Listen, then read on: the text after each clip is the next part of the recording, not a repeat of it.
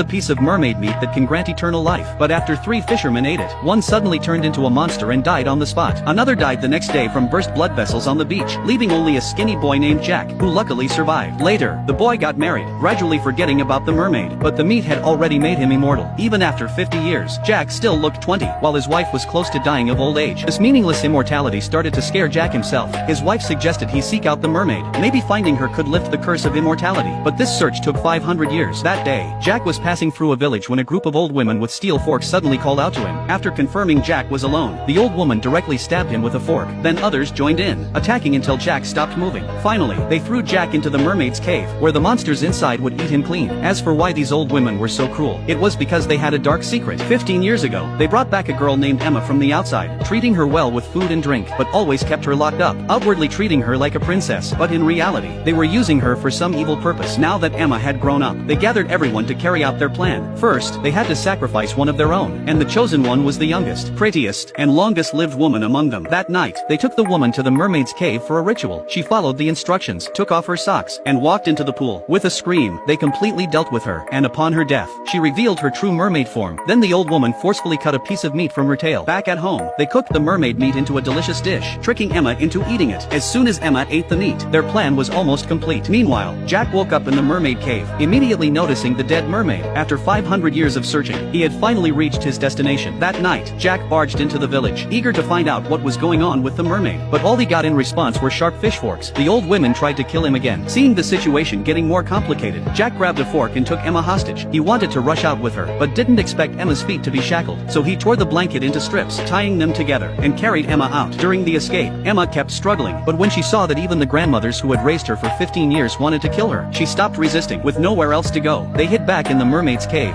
There, Jack immediately removed Emma's shackles and gently bandaged her wounds. Feeling Jack's kindness, Emma no longer viewed him as an enemy, then asked what Jack planned to do next. Jack said he wasn't going anywhere, and started telling her his story. But before he could finish, Emma fell asleep from exhaustion. In her sleep, Emma recalled scenes from her childhood, wondering why even her grandmothers wanted to kill her. Just as she was heartbroken, a strange noise came from the cave. A monster slowly crawled out, opening its huge mouth, rushing towards them.